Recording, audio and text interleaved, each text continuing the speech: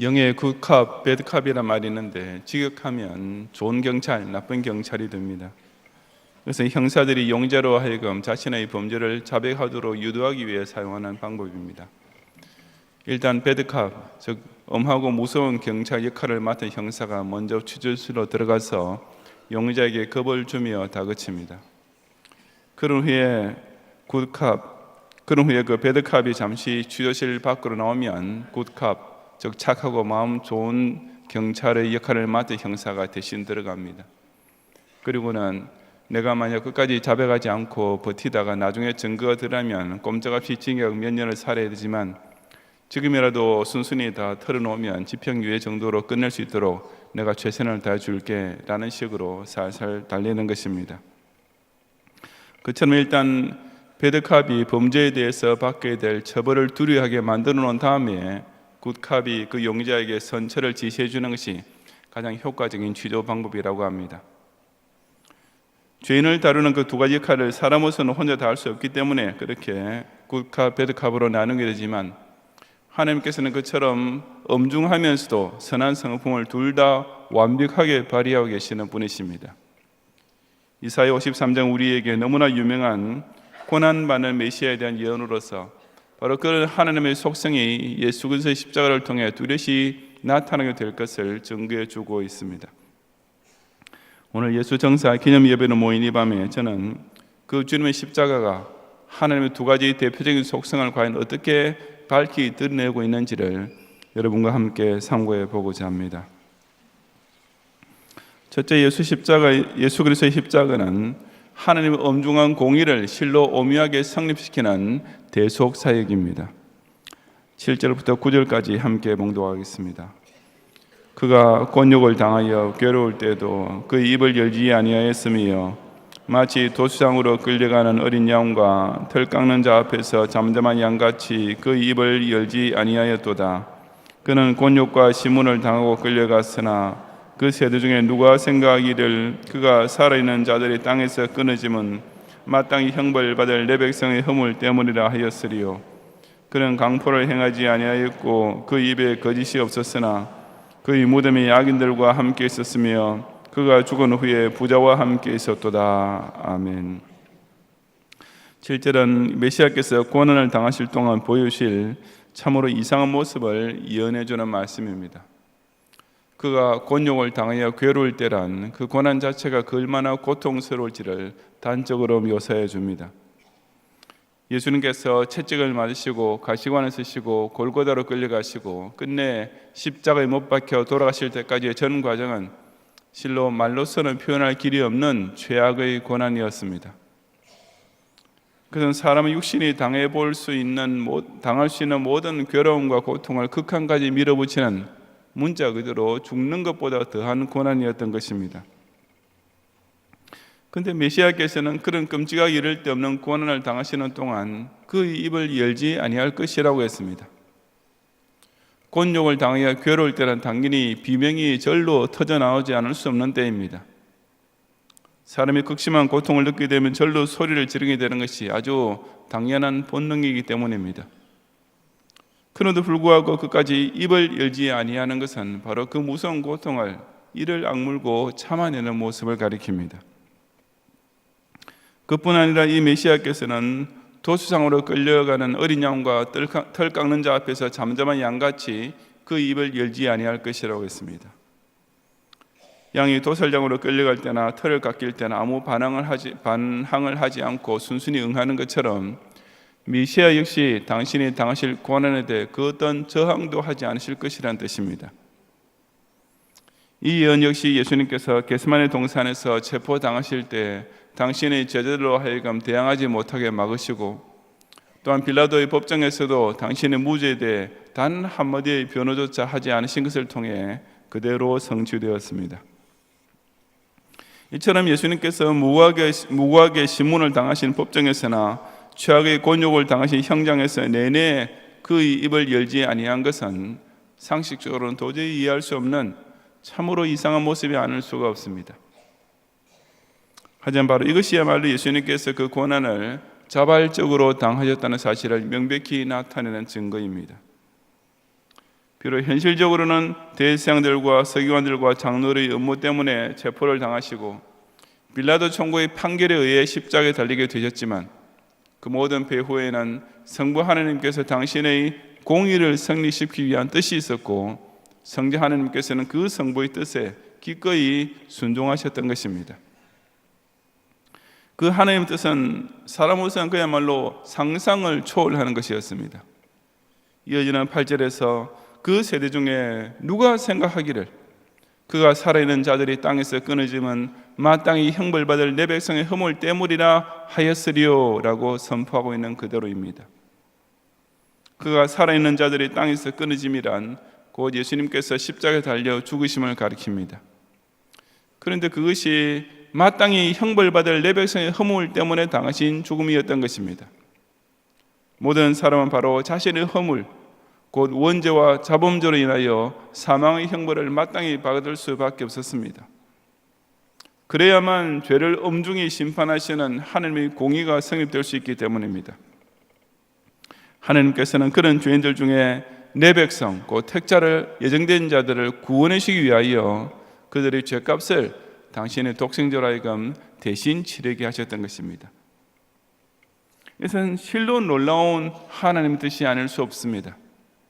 그래서 본문 말씀은 그 세대 중에 누가 그런 생각을 할 수 있었겠느냐라고 반복적으로 질문하고 있는 것입니다.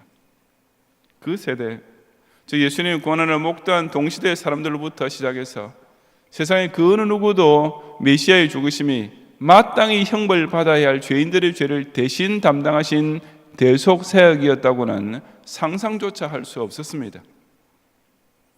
그야말로 사람으로서는 고소원 불감청 정도가 아니라 감히 바랄 수도 없던, 아니 아예 꿈조차 꿀 수 없던 일이었습니다. 하지만 하나님께서는 그리스도의 십자가 대속이라는 기가 막히는 방법을 동원하셔서 죄에 대하여 조금이라도 대충 넘어가거나 보아주는 것 없이 실로 엄중하게 당신의 공의를 충족시키신 것입니다.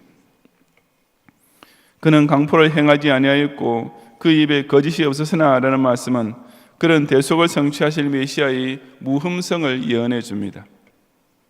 구약에서 죄를 속할 희생제물은 점도 없고 흠도 없는 것이어야 했던 것처럼 예수님 역시 비록 사람의 몸을 입으시긴 했지만 죄와 아무 상관없는 완전 무결한 어린 양으로 십자가에 달리셨던 것입니다.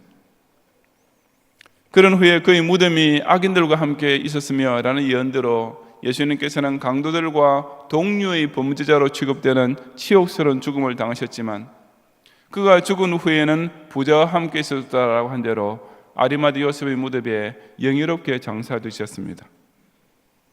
이것은 곧 메시아께서 최악의 비하를 통과하신 후에 이제 영광의 승귀를 얻게 되실 극적인 전환을 예언한 말씀이며 이 모든 과정을 통해 하나님의 공의는 실로 완벽하게 성취되었던 것입니다.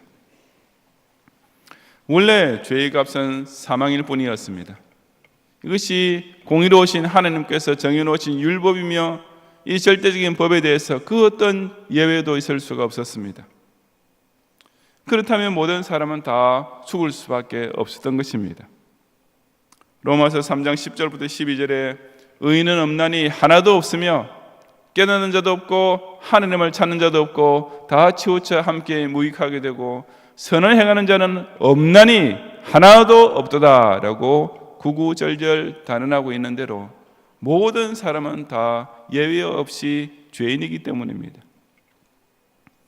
이것은 죄인인 사람 스스로는 도저히 해결할 길이 없는 난제였으며 또한 하나님 편에서도 사람을 구원해 줄 방도가 없는 딜레마처럼 보였습니다.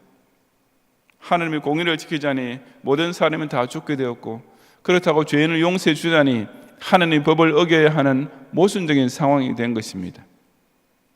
하지만 바로 여기에서 성부 하나님께서는 독생자의 대속이라는 기상천외한 방법을 계획하셨고 성자 예수님께서는 그 놀라운 뜻에 자발적으로 순종하시고 친히 십자가에 달리시는 고난을 당하셨습니다.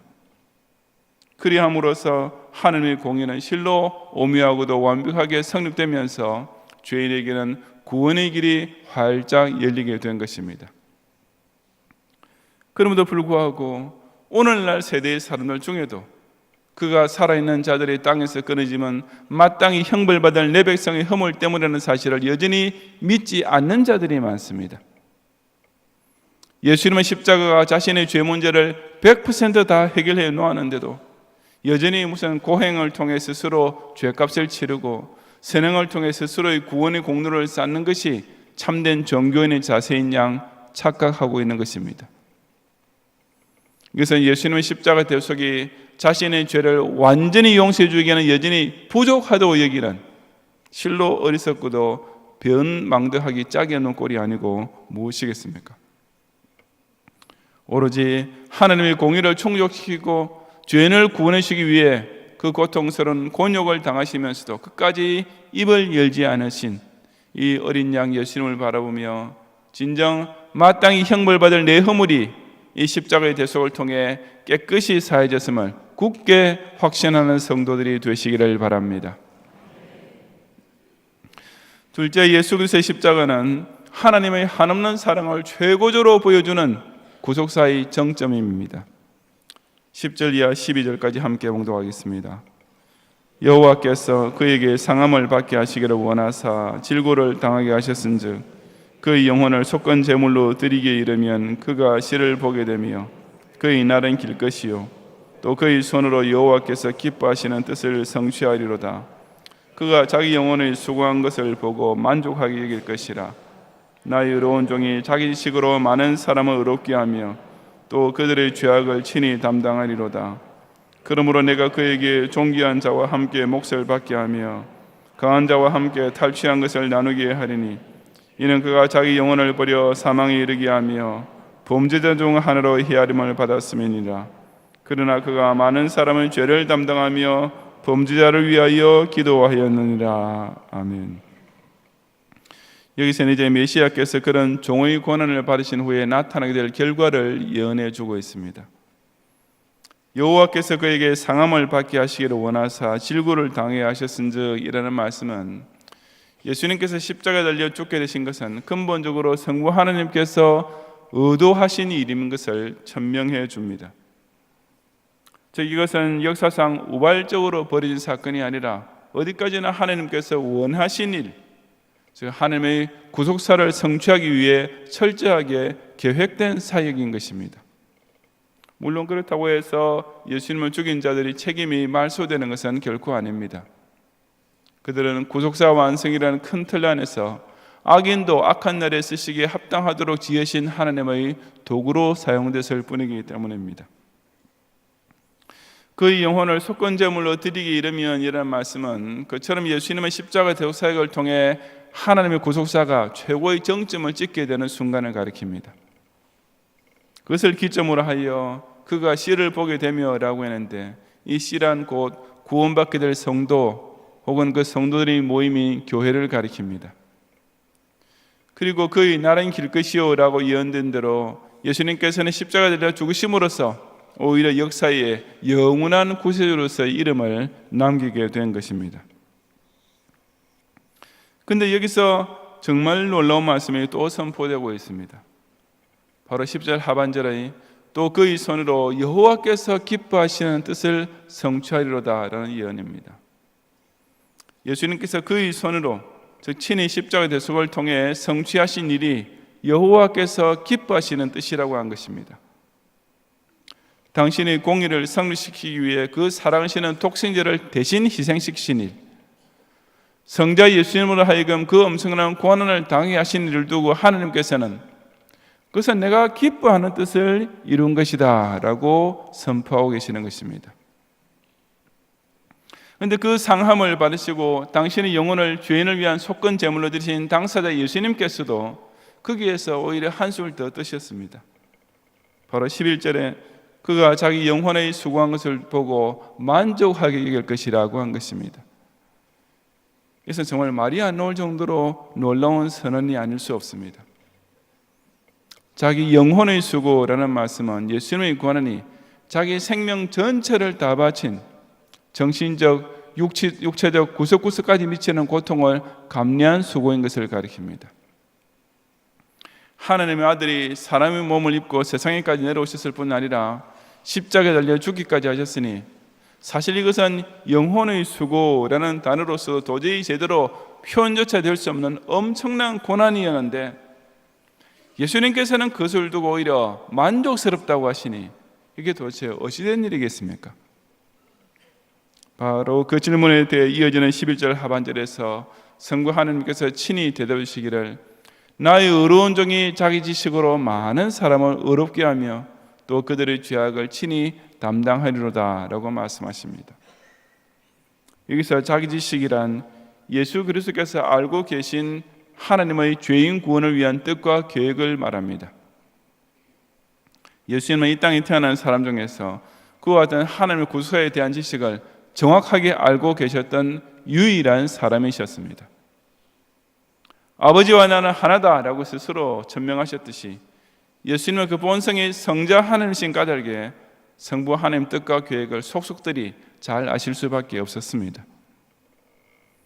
하지만 우리 예수님은 그런 하나님의 자기 지식을 그냥 알고만 계신 분이 아니라 거기서 한 걸음 더 나아가 그것을 실현시키기 위해 그들의 죄악을 친히 담당하신 분이기도 했습니다.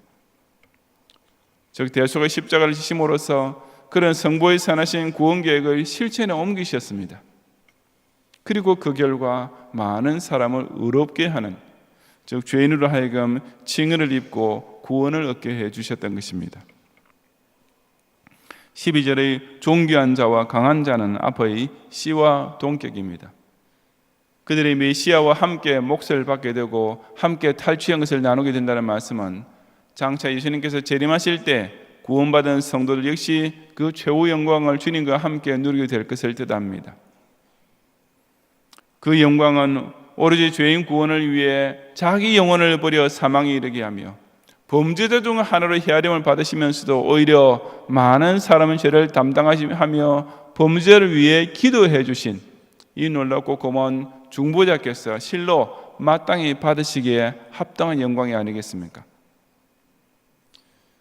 그래서 계시록 5장 12절에 나오는 대로 저 천상교회에서는 죽임을 당하신 어린 양은 능력과 부와 지혜와 힘과 존귀와 영광과 찬송을 받으시기에 합당하도다라는 찬양이 이 보좌에 앉으신 이와 어린 양에게 세세무궁토록 드려지는 것입니다. 이처럼 당신께서 당하신 고난이 헛되지 아니하고 하나님의 택하신 자들을 단 한 명 빠짐없이 모두 다 그 영광스러운 구원을 얻게 할 것이기 때문에 이 의로운 종께서는 당신의 영혼이 수고한 것을 두고 지극히 만족하셨던 것입니다. 아기를 낳은 어머니는 그 고통스러운 해산의 과정을 조금도 후회하지 않고 오히려 행복해할 뿐입니다. 두말할 것 없이 아기에 대한 모정이 그렇게 만드는 것입니다. 자기 아들, 딸들을 잘 먹이고 잘 입히기 위해서라면 낮밤으로 투잡을 뛰고 거기다 주말 아르바이트까지 하는 아버지도 있습니다.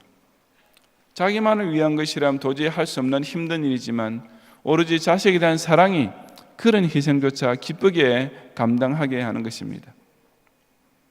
그렇다면 하물며 당신의 독생자를 희생시킨 일을 두고 기뻐하시는 성부 하나님과 친히 그 엄청난 고난을 당하시고도 오히려 만족하시는 성자 예수님을 보면서도 저와 여러분이 하나님의 사랑을 의심할 수 있겠습니까? 내가 너희 죄인들을 위해 정말 어려운 일을 해주었다라고 하셔도 우리 중에 그 누구도 하나님께서 생색내신다고 감히 생각조차 할 수 없는 상황인데 오히려 하나님 편에서 이것은 내가 좋아서 하는 일이다 라고 말씀하시니 죄인으로서는 그야말로 몸둘 곳을 찾지 못할 일이 아닐 수 없습니다. 고생이 끝나면 다들 이제 겨우 끝나서 다행이다 라고 안도의 한숨을 내쉬는 것이 정상인데 예수님께서는 그야말로 죽도록 고생하신 후에 오히려 모든 것이 정말 만족스럽게 다 이루어졌다라고 말씀해 주시니 정말이지 우리에게 이보다 더 황궁무지한 일이 어디에 있겠습니까?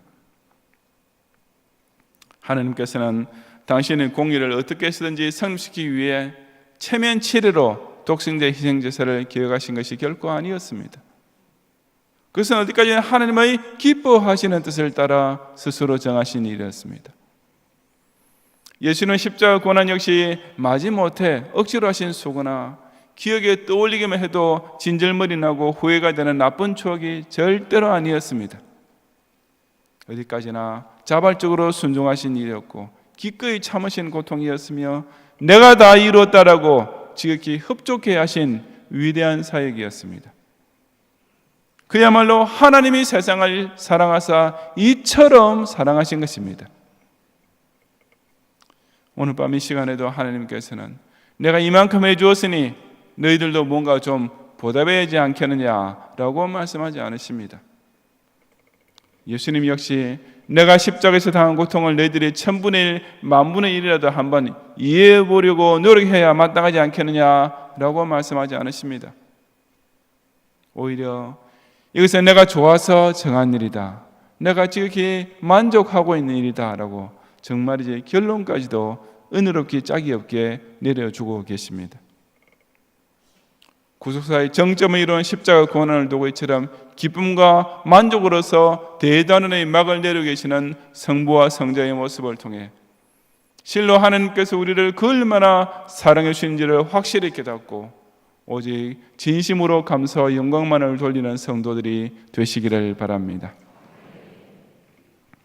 성도 여러분, 실로 예수 그리스도의 십자가는 하나님의 엄중한 공의를 아무 모순 없이 완벽하게 해결한 하나님의 지혜입니다. 그 십자가는 또한 하나님의 무한한 사랑을 더없이 극명하게 보여준 하나님의 능력입니다. 이런 십자가 덕분에 저와 여러분 같은 변명할 길 없는 죄인이 죄 없다 칭함을 받은 의인이 되었고, 마귀의 종로가 된 비참한 인생이 하나님의 양자로 순식간에 격상되었습니다. 십자가는 세상을 구원하러 오시던 예수님의 사역을 실패로 끝내버린 일이 아니었습니다. 그것은 어디까지나 하나님의 공의를 완벽하게 충족시켜준 성공적인 대속 사역이었습니다. 십자가는 하나님께서 죄인 구원을 위해 이것저것 시행착오를 겪으신 후에 마지막 카드로 어쩔 수 없이 꺼내드신 일이 결코 아니었습니다. 그것은 처음부터 성부 하나님께서 기뻐하시는 계획에 따라 시작되었고, 성부 하나님께서 성자 하나님께서 만족하시는 결과로 완성된 구속사의 최고 하이라이트였습니다. 이 사실을 진정 깨달은 신자라면 정말이지 최후 승리 얻기까지 주의 십자가 사랑하리라고 고백하지 않을 수가 없습니다.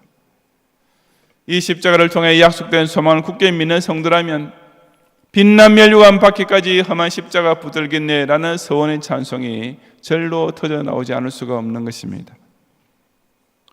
오늘 밤 이 예수 그리스도의 십자가를 바라보면서 이 세대 중에서는 아무도 생각하지 못하고 있는 일, 곧 그가 살아있는 자들이 땅에서 끊어지면 마땅히 형벌받을 내 백성의 허물 때문임을 똑바로 깨닫고, 여호와께서 기뻐하시는 뜻을 자기 영혼의 수고를 통해 만족하게 성취해 주신 이 놀라운 은혜와 사랑을 기리며 진정 뜨겁게 감사드리는 우리 모든 경향의 성도들이 되시기를 주님의 이름으로 축원합니다.